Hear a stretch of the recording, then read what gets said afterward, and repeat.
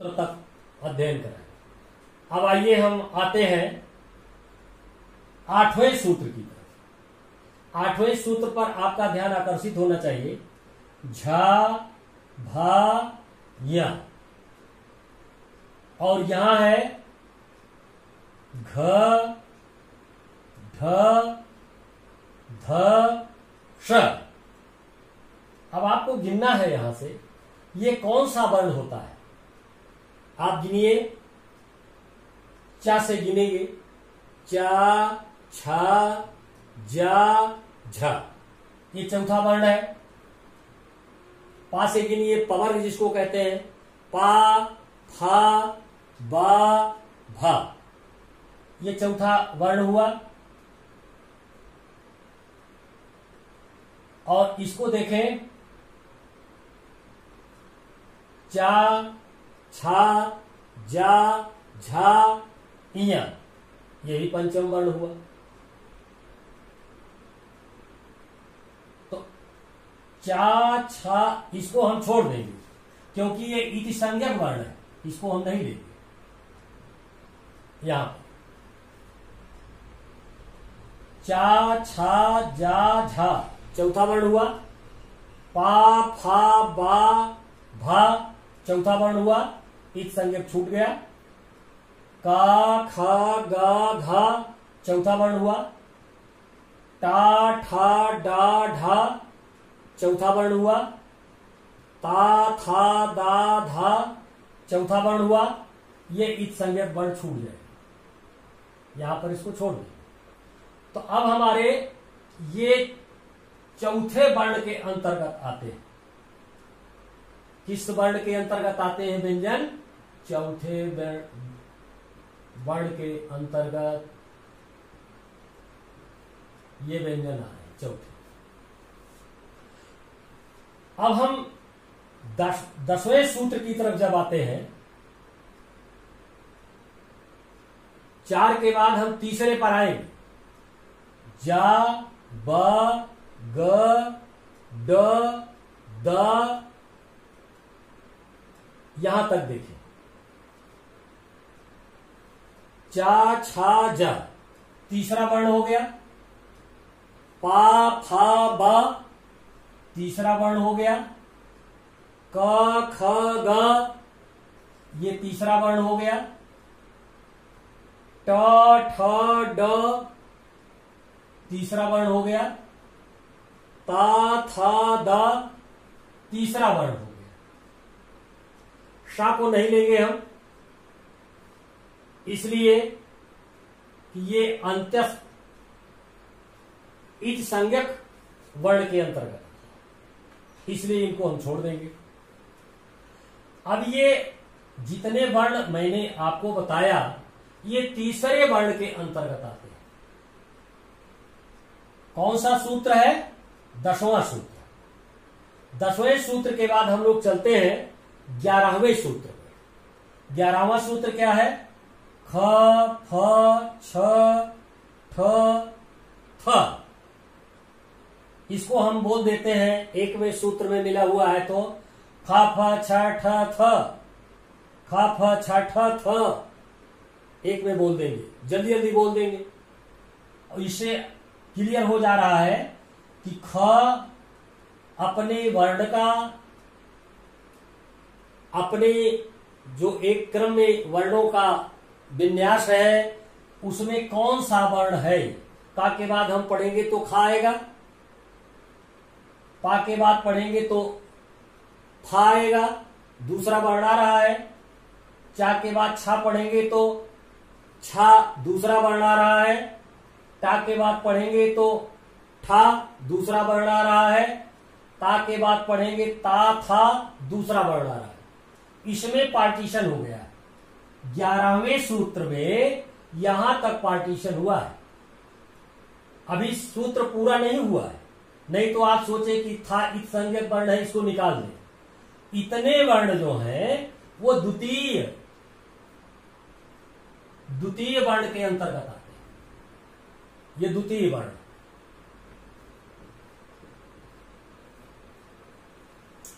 अब हमारे पास क्या बचा? 12वें सूत्र में हम आएंगे, 12वें सूत्र में। और अभी 11 का शेष रह गया है। च ट त वा को नहीं लेंगे क्योंकि अंत्यस्थ वर्ण है, फिर का को लेंगे, फिर पा को लेंगे, या को छोड़ देंगे, अंत्यस्थ वर्ण है। अपना ध्यान केंद्रित करिएगा। चा अगर हम पढ़ते हैं तो ये प्रथम वर्ण होगा, टा पढ़ेंगे तो प्रथम वर्ण होगा, ता पढ़ेंगे तब प्रथम वर्ण होगा, वा छूट जाएगा।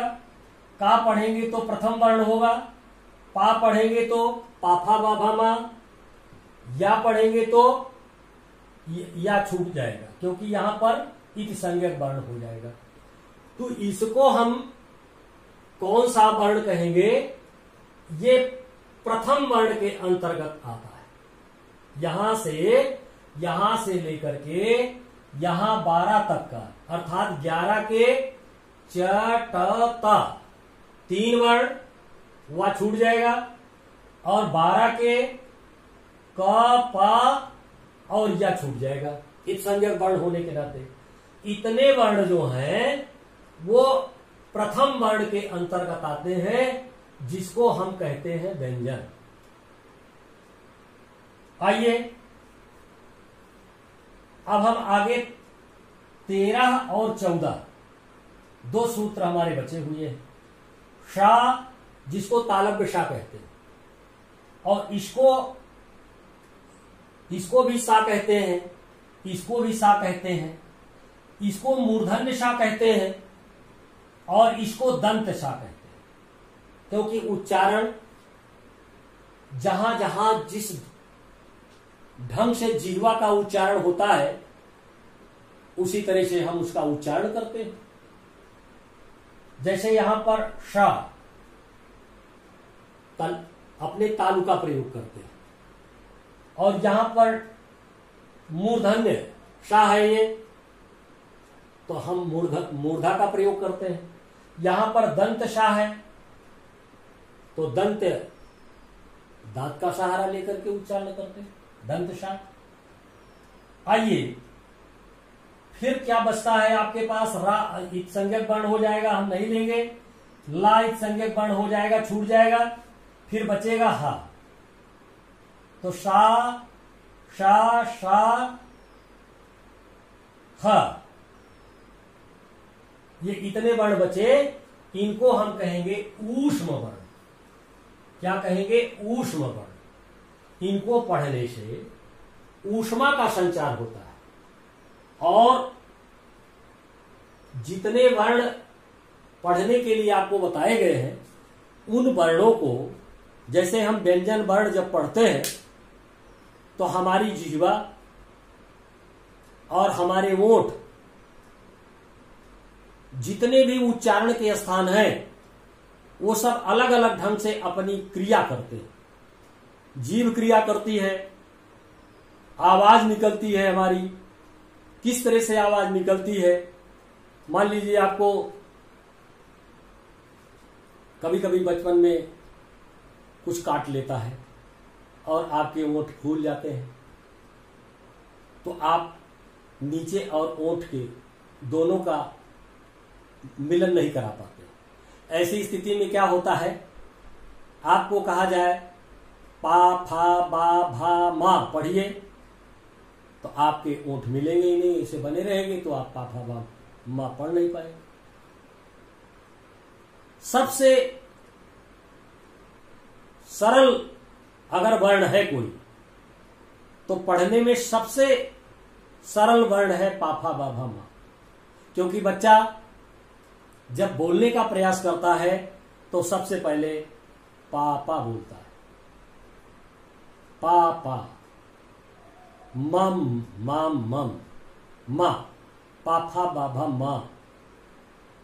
इस तरह से उच्चारण करने के लिए सबसे पहले एक शिशु जब पैदा होता है, उसके बाद जब वो बोलना सीखता है, और बोलने में जब प्रथम प्रयास उसका होता है तो सबसे पहले पा निकलता है, मा निकलता है। ये बहुत ही सरल वर्ण होते हैं। ये व्यंजन के वर्ण मैं आपको बता रहा हूं, क्योंकि व्यंजन कितने होते हैं? 25। कैसे 25 होते हैं? पंचमाक्षर जहां हमने लिखा है, ये पंचमाक्षर 5 श्रेणी है, और पांचों को आप जानते हैं, कोई बहुत कठिन नहीं है, पढ़े भी है आप, हिंदी में पढ़े होंगे, संस्कृत पढ़े होंगे। 5 को 5 से मल्टीप्लाई कर दीजिए, पिछली कक्षा में बता चुका हूं, तो 5 25 हो जाएगा। तो 25 वर्ण आपके यहां पर हो जाते हैं। इस तरह से आप देखते होंगे, हम लोग कभी कभी व्यायाम कराते हैं, तो उसमें हम जब उच्चारण करते हैं, बच्चों को काशन बोलते हैं, गिनती बोलते हैं, तो पहले बोलते हैं 1 2 3 4 5 6 7 8 तक हमने सीधी गिनती गिन ली। फिर हम उसको उल्टी गिनती गिनाते हैं, कहते 8 7 6 5 4 3 2 1। हमको गिनती कहां से गिनना था? का हमारा यहां से शुरू हो रहा है, नीचे से शुरू होगा। अब आप बताइए, हम पहले पंचमाक्षर यहां से पहले ह्रस्व से शुरू किया, दीर्घ से अच से शुरू किया, फिर यहां पहुंचे, फिर यहां पहुंचे, फिर पंचमाक्षर पर पहुंचे।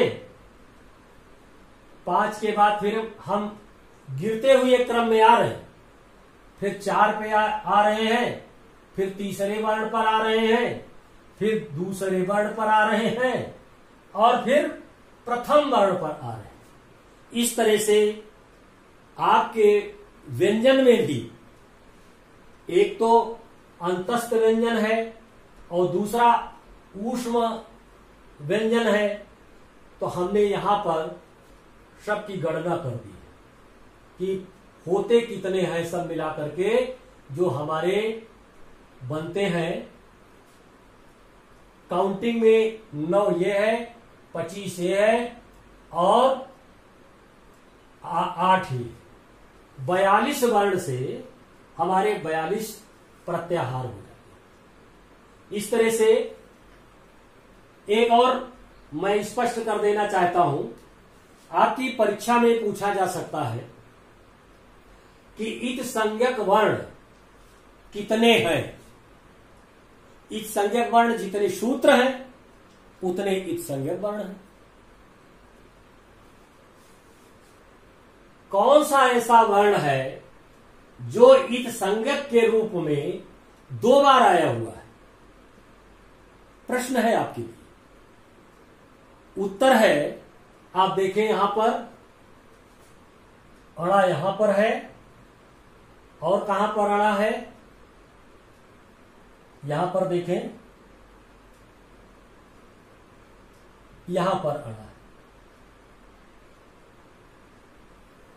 एक अड़ा यहां देख रहे हैं और एक यहां देख रहे हैं। आया 3 बार है, लेकिन यहां पर वर्ण के रूप में आया है, यहां पर इत संज्ञक के रूप में आया है। तो सावधान रहिएगा, सावधानी हटी दुर्घटना हुई। आपको यह देखना है कि इत संज्ञक वर्ण के रूप में कौन सा वर्ण 2 बार आया है।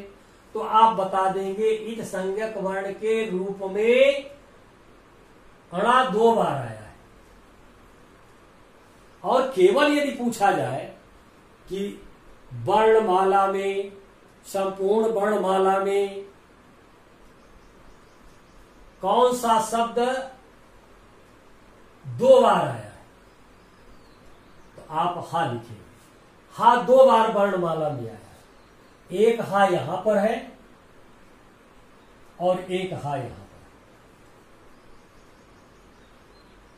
5वें सूत्र में और 14वें सूत्र में। इस तरह से आपका माहेश्वर सूत्र जो क्लिष्ट रूप में था, मैंने उसको सरल करने का प्रयास किया, हर ढंग से आपको समझाने का प्रयास किया। मैं जितना कदम चला हूं, आप लोग यदि गुरु शिष्य के संबंध को स्थापित करते हुए और सूत्र का पालन करेंगे कि गुरु अगर 1 कदम चलता है तो शिष्य को 10 कदम चलना चाहिए। अगर इसकी पुनरावृत्ति आप कर लेते हैं तो निश्चित रूप से आप कभी माहेश्वर सूत्र को भूल ही नहीं सकते। आज इस प्रकार से आपकी कक्षा यहीं पर समाप्त होती है। यदि आप सबको पसंद आया हो मेरे पठन पाठन का ये कार्यक्रम और आपकी समझ में आया हो तो निश्चित रूप से आप लोग मेरे चैनल को सब्सक्राइब करेंगे तथा साथ साथ और दूर दूर तक लोगों के पास भी पहुंचाने का प्रयास करेंगे। हम लोग अगली कक्षा में आगे का जो पाठ्यक्रम है व्याकरण का, हम संधि प्रकरण को लेते हैं। संधि प्रकरण को हम पढ़ाएंगे। आप लोग तैयार होकर के आइएगा। आज की कक्षा यही विश्राम।